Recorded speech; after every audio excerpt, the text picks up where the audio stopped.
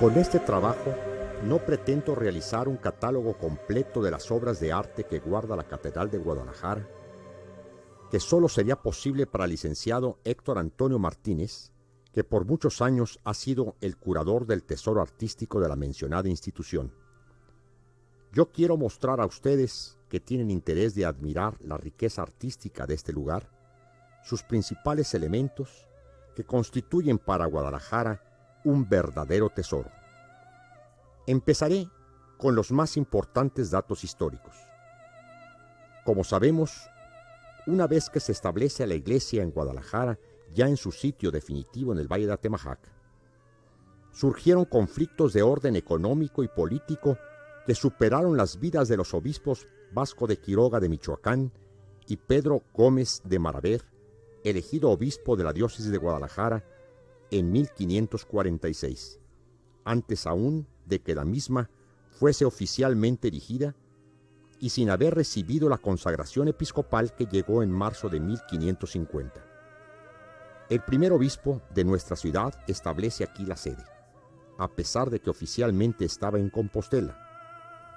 Y aunque era un joven obispo, su gobierno fue breve, ya que murió 5 años después de su consagración.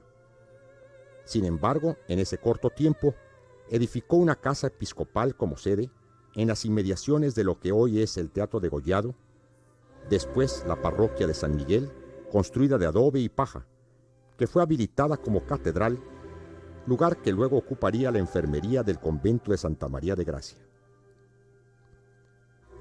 A la muerte en 1552 del obispo Maraver, la diócesis estuvo vacante por 8 años, hasta que llegó Fray Pedro de Ayala, de la Orden de los Frailes Menores, que aun a pesar de su gobierno que podría ser calificado como caótico y accidentado, el día 31 de julio de 1561 colocó la primera piedra de la catedral actual de nuestra ciudad, con un rito solemne.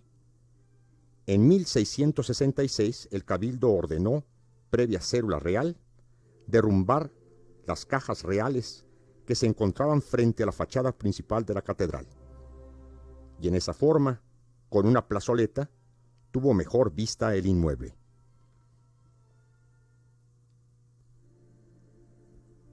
En 1618, la catedral, aún sin ornato interior, se puso al servicio de la diócesis, siendo obispo el mercedario Francisco de Rivera y Pareja. Su consagración fue hecha por el obispo Fray Manuel de Mimbela el día 22 de octubre de 1726. En el año 1863 fue elevada a categoría de metropolitana por el Papa Pío IX, y fue su santidad Pío XII quien le dio el título de basílica en 1939. Ha existido controversia en la autoría de los planos o diseño de la catedral. En un principio se le dio paternidad al alarife y maestro mayor don Martín Casillas, pero varios historiadores de arte como Manuel Toussaint, Enrique Marco Dorta y Diego Angulo Íñiguez lo niegan, afirmando que el posible autor de la traza fue Diego de Espinosa, desde el inicio de la obra hasta 1593, año que tomó el mando de la edificación el alarife Martín Casillas. En el plano manuscrito, en sepia sobre papel que data del año 1689, se aprecia en el interior de la catedral, con empleo de altas columnas y adoptando un gran capitel en forma de tronco de entablamiento, del cual surgen las nervaduras a la manera de que el arquitecto Diego de Siloé lo hizo con las edificaciones de catedrales en España. Las 3 portadas del imaforte de la catedral muestran gran influencia herreriana. Tenían inicialmente en su segundo cuerpo 3 nichos con el escudo de armas de los Asturias. Sobre la portada principal se encuentra la imagen de la Asunción de la Virgen María, a quien está dedicada la catedral. Esta figura está flanqueada por los apóstoles San Pedro y San Pablo, y en el lado opuesto el resto de los apóstoles de Jesús, rodeados de nubes. Bajo este relieve escultórico hay 3 nichos que guardan las figuras de San Clemente, Santo Santiago en el nicho central y San Martín en el nicho derecho.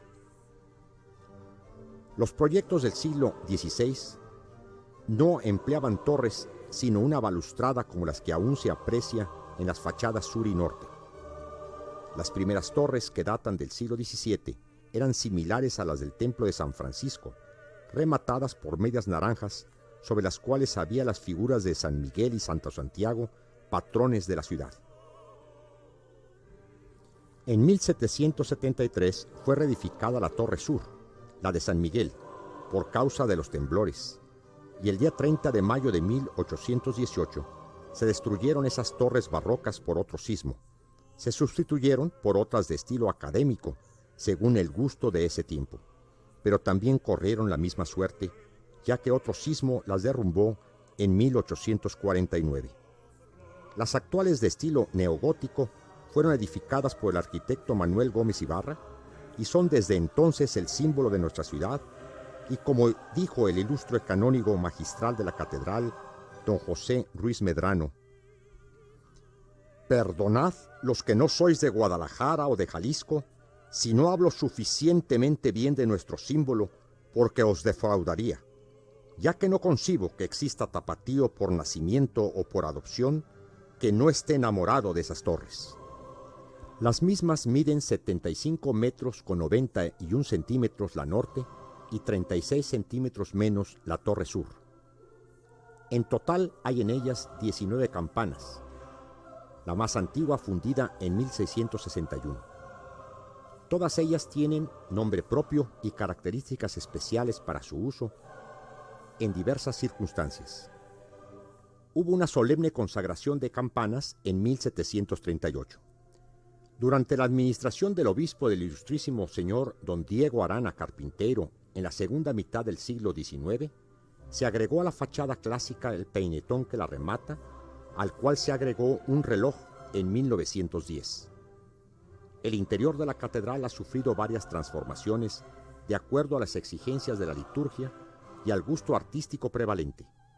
Así puedo señalar que hubo en la segunda mitad del siglo XVII 17 retablos barrocos que se perdieron al ser remodelada por orden del último obispo peninsular, el señor Dr. don Juan Cruz Ruiz de Cabañas, adoptando el estilo neoclásico, mal común que afectó innumerables templos y conventos de la época. El altar principal ha sido reemplazado en varias ocasiones. Después del retablo barroco, hubo un neoclásico, posteriormente en la segunda mitad del siglo XIX, otro de plata que se perdió durante el sitio de Guadalajara en el año 1860. En 1869 se trajo de Génova, Italia, un altar, el ciprés, hecho de mármol de Carrara, y se encontraba rodeado de 4 esculturas que representaban los evangelistas.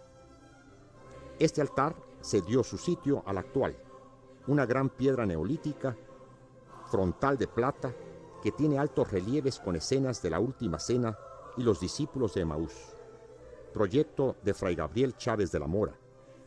Junto al altar hay un Cristo de madera del siglo XVIII, donado por las monjas carmelitas de Santa Teresa.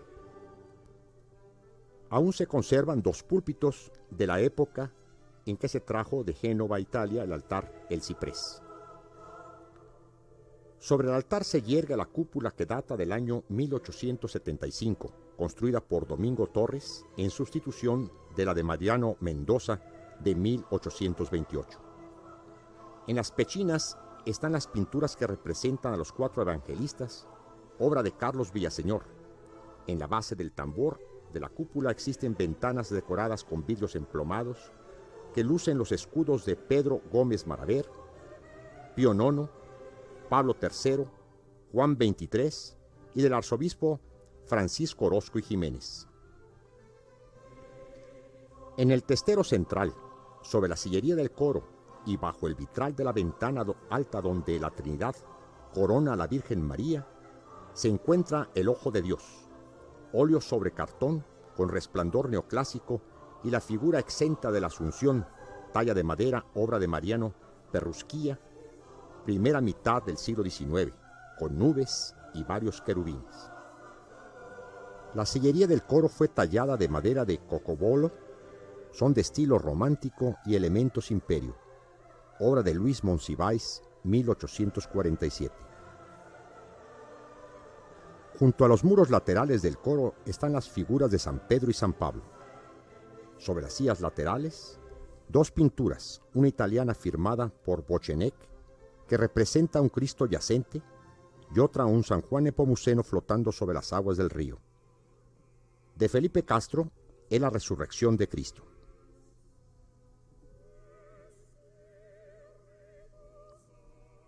Hay tres capillas, dos en la nave sur y una en la norte. Esta última es la del Señor de las Aguas, que fungió como parroquia del Sagrario en el pasado. A su ingreso se encuentra un pequeño óleo del Ánima Sola del siglo XVIII. Quizá en este lugar porque en ella se enterraban los ajusticiados en tiempo de la colonia. También hubo un obispo, Diego Camacho, que ordenó que a su muerte se sepultara aquí, y esto aconteció en el siglo XVIII. Ignacio Ramírez pintó el mural que se encuentra en el intradós del altar. Es un Padre eterno en el momento de la creación, como lo concibió Miguel Ángel en la Capilla Sixtina del Vaticano. La imagen del Señor de las Aguas, de caña de maíz, hecha en Michoacán a finales del siglo XVI, por los escultores de La Cerda. A sus pies hay una bala de cañón que entró por una ventana hasta los pies del Señor, durante el sitio de Guadalajara de 1846. A sus lados se encuentran la Virgen de los Dolores y Santa María Magdalena, esculturas de rocalla del siglo XIX, provenientes de Querétaro. En el muro oeste de la capilla hay un relicario con restos de 25 mártires mexicanos, y en el muro este, el lienzo de la Virgen del Carmen, sacando almas del purgatorio, obra de Felipe Castro, siglo XIX. En la Capilla de la Soledad se encuentra la Virgen de la Paloma, obra de Diego de Cuentas fechada en 1723, y junto al cancel de hierro forjado, las esculturas de la Virgen y el Cristo del Santo Entierro, copias de las que se encontraban en la Iglesia de la Soledad frente a la catedral y que hoy se veneran en el templo del mismo nombre. Capilla del Santísimo y de la Purísima. A los lados de la entrada, las esculturas obra de Victoriano Acuña, siglo XIX, San Agustín y San Jerónimo. Del mismo autor es la Inmaculada, imagen principal del altar neoclásico, en cuyos intercolumnios se encuentran los lienzos de Moisés, Aarón, David y Salomón, del pincel de Deschamps, París 1876. El bello sagrario de bronce dorado, con incrustaciones de mármoles y pedrería, es copia del que hubo en la capilla del Colegio Peolatino de Roma. Su morfología hace recordar una iglesia barroca italiana. En esta capilla están los monumentos funerarios del primer arzobispo, Pedro Espinosa, obra de Itace, París 1876.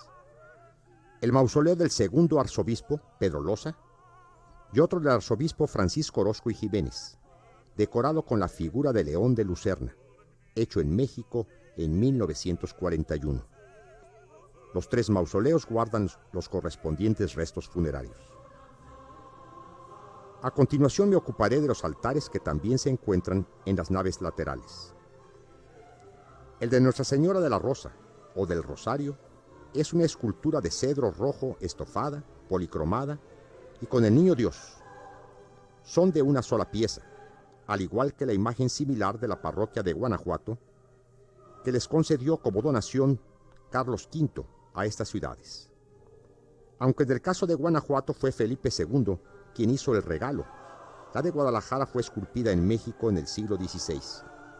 A los lados de esta imagen, San Joaquín y Santana, obra de Mariano Arce, siglo XIX. Altar de San Miguel Arcángel, construido en 1822, es de alabastro y capiteles de bronce. Contiene las figuras de tres arcángeles, San Miguel, San Gabriel y San Rafael, que fueron esculpidos por Mariano Perrusquía en 1824. El óleo de Nuestra Señora de Guadalupe en su altar es un lienzo de José de Ansíbar del siglo XVIII. Porta una corona exenta de latón y pedrería sostenida por dos angelitos. A los lados del óleo, las figuras de San Martín, obispo de Tours, de Mariano Perrusquía, y Santa Rosa de Lima, obra de Victoriano Acuña, las dos del siglo XIX. Al centro del altar de San José se encuentra su imagen, obra de Mariano Arce, siglo XIX. A su derecha la escultura de San Nicolás Tolentino, también de Perrusquía, y a la izquierda un San Nicolás de Bari, obra colonial que perdió su primitivo decorado en oro estofado y policromado. Actualmente está repintado. El titular del altar de San Clemente Papa también es obra de Mariano Perrusquía, y a los lados las tallas de madera de Santo Domingo de Guzmán y Santo Tomás de Aquino, ambas de Victoriano Acuña. Frente a este altar, desde hace algunos años se encuentran las reliquias de Santa Inocencia, de la cual se guardan los huesos de ambas manos y en una ánfora un poco de sangre convertida en polvo. Como la imagen yacente de la mártir está trabajada en cera, el efecto del calor de las luces le han dado un aspecto dramático, con la apariencia de tener la piel ajada por la muerte. Altar de la Virgen de Zapopan. Su imagen es réplica de la original. A un lado se encuentra San Antonio de Padua, obra de Islas, con un niño Dios de Victoriano Acuña. Y al lado, San Cayetano, escultura del siglo XIX. San Juan Nepomuceno es el titular de otro altar, en donde se encuentran también las esculturas de San Francisco Javier y San Luis Gonzaga, obras de Perrusquía. Aquí hay un óleo sobre cobre de la Santa Faz, siglo XVII. En otro altar se venera el Sagrado Corazón. Fue esculpido en madera por Brígido Ibarra González, escultor tapatío de principios del siglo XX. Las esculturas de San Francisco de Asís y Santa Teresa de Jesús también son obras de Perrusquía. La figura de San Pedro en su altar correspondiente está compuesta por una cabeza relicario enviada de Roma en el siglo XVIII. El cuerpo es de rocalla, obra del padre José María Plasencia a principios del siglo XX. A sus lados las imágenes de San Pablo y Santiago el Mayor. Mencionaré otras esculturas de madera pintadas de blanco imitando mármol, obras de Victoriano Acuña, que se encuentran en las naves laterales. Estas son San Gregorio Magno, San Ambrosio, la Providencia y la Templanza, la Justicia y la Fortaleza, la Pureza y la Humildad. Bajo el altar mayor se encuentran las criptas de los obispos que guardan los restos de varios ilustres prelados desde el siglo XVI al XX. Mencionaré al obispo Francisco Gómez de Mendiola del siglo XVI, Juan de Santiago León Garavito, siglo XVII, así como los señores cardenales José Garriba y Rivera y Juan Jesús Posadas Ocampo. Frente a esta cripta se encuentra la de los canónigos, sin uso desde la Reforma. En el pasillo de ingreso a la sala capitular se encuentra una bella pintura del Papa Gregorio XVI, obra de José María Uriarte, siglo XIX. La sala capitular, con bóvedas de crucería, data de finales del siglo XVII y principios del XVIII. Tiene en su testero la pintura al óleo siglo XIX de grandes dimensiones, representando la majestad de Cristo, acompañado de los padres de la Iglesia, el Papa San Gregorio Magno, el Cardenal San Jerónimo, San Bernardo con hábito blanco, el Obispo de Milán San Ambrosio y Santo Tomás de Aquino. Se dice que José Antonio Castro, el autor del lienzo, usó a varios tapatíos como modelos para los mencionados personajes. Frente al testero, el trono del obispo gobernante. En las paredes laterales se encuentran 4 paneles con 8 pinturas cada uno y uno más con 4. Representan a los obispos, arzobispos y cardenales desde la colonia hasta nuestros días. Estos están colocados siguiendo un orden litúrgico. Esta colección se inició en la primera mitad del siglo XVIII, siendo obispo de Guadalajara Nicolás Carlos Gómez de Cervantes. Todos los retratos anteriores a él fueron pintados por Diego de Cuentas y posteriormente de diversos autores, como el óleo del ilustrísimo señor Dr. Diego Rodríguez de Rivas y Velasco, que fue pintado por Miguel Cabrera, Fray Antonio Alcalde por Francisco Antonio Vallejo, El señor obispo Ruiz Cabañas, por José María Uriarte. El ilustrísimo doctor don Pedro Loza, por cierto con sotana y capizayo azules en recuerdo del dogma de la Inmaculada Concepción, es del pincel de Felipe Castro. El señor cardenal José Garibi Rivera es obra de Ignacio Ramírez, y los tres últimos cardenales, Salazar López, Posadas Ocampo y Sandoval Íñiguez, lo realizó Francisco Godínez. A continuación mostraré algunas de las más relevantes pinturas de obispos y arzobispos, con sus pies de grabado,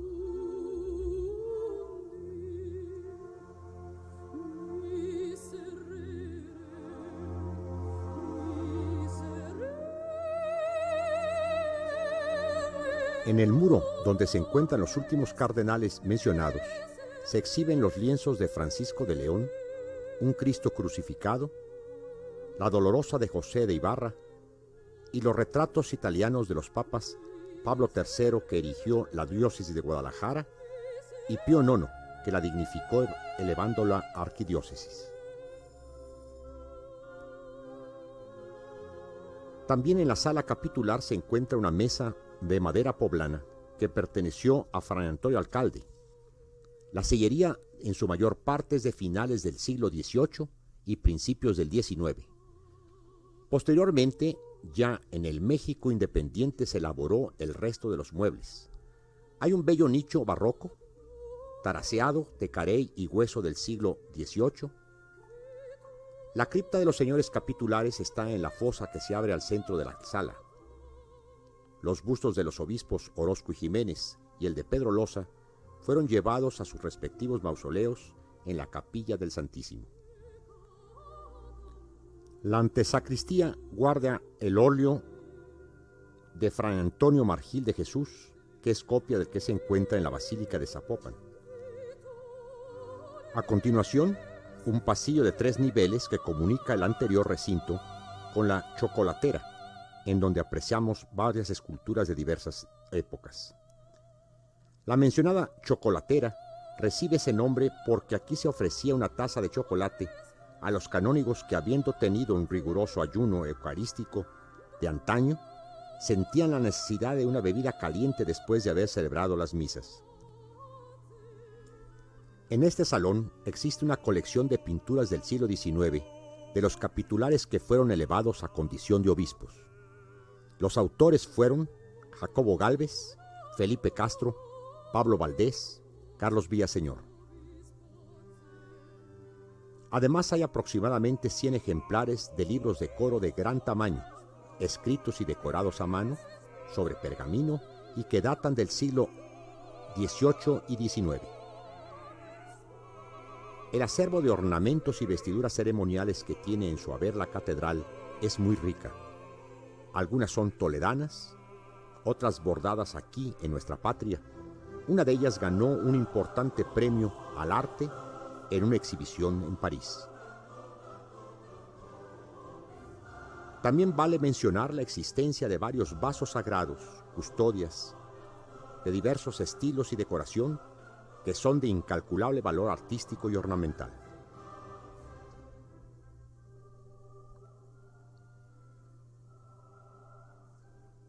Las oficinas del Diezmo tiene también una magnífica colección de muebles de época, 2 Cristos filipinos de marfil del siglo XVII, algunos óleos de Diego de Cuentas, como el retrato de Nicolás Carlos Gómez de Cervantes, otro del obispo Gómez de Mendiola ofreciendo una caridad. Hay otros objetos de indiscutible valor artístico, como los recipientes para los santos óleos. Y nuevamente en esta sala encontramos 2 óleos de Juan Cruz Ruiz de Cabañas y de Fran Antonio Alcalde.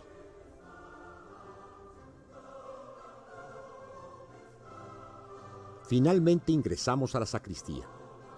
Desde el pasillo nos sorprende la magnificencia de la gran pintura al óleo de Cristóbal de Villalpando, que representa la iglesia militante, cuya descripción la haré al final de mi trabajo.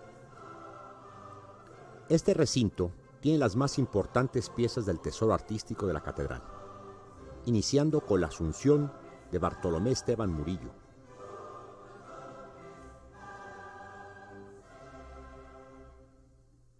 La Virgen del Rosario de Miguel Cabrera, la Guadalupana de José María Vázquez, la Virgen del Apocalipsis de José Páez, San Cristóbal del pincel de José Páez, que perteneció a la cárcel colonial de Guadalajara, a la cual popularmente se le designaba como el Mesón de San Cristóbal, San Ignacio de Loyola de Miguel Cabrera, San Juan de Dios de José Antonio Castro. El Descendimiento, pintura barroca, es copia europea del siglo XIX. La Inmaculada al óleo sobre concha nácar también es europea, del siglo XIX. Y San Antonio de Padua, copia del óleo de Rubens. Hay frente a la pintura de Villalpando un gran crucifijo de madera tamaño natural de estilo romántico, siglo XIX. Los clavos son de plata y el INRI de hoja de lata, corona de espinas naturales. Sobre las cómodas de madera, estilo barroco y renacentista, que rodean 3 de los muros de la sacristía, hay una colección de tibores y jarrones de porcelana japonesa y china, terracota japonesa, siglos XVII, XVIII y XIX. Finalmente describiré el óleo de Villalpando, de grandes dimensiones con marco original del siglo XVII. Como lo mencioné, es una alegoría de la iglesia militante, una pintura que fue restaurada y exhibida como pieza principal en la exposición que sobre Cristóbal de Villalpando se realizó en el año 1997 en el llamado Palacio de Iturbide de la Ciudad de México. En la parte inferior, las virtudes teologales, fe, caridad y esperanza, son representadas por 3 hermosas mujeres. La primera, con túnica blanca de pureza, sostiene la balanza que registra un mayor peso a las ideas sobre la realidad. Abraza con su mano izquierda la cruz papal, que le da apoyo. La caridad puede ser la Virgen María, que sostiene en su regazo al niño Jesús, que es por sí mismo la caridad. A sus pies, varios angelitos juegan como niños. La esperanza sostiene su mano derecha, un aro que simboliza el continuo devenir, un empiezo y un final. Un espejo en la mano izquierda refleja su rostro, pero no invertido, como es el efecto usual, sino que simboliza, para esta virtud, que no existe el tiempo, espacio, dirección, hay ubicuidad.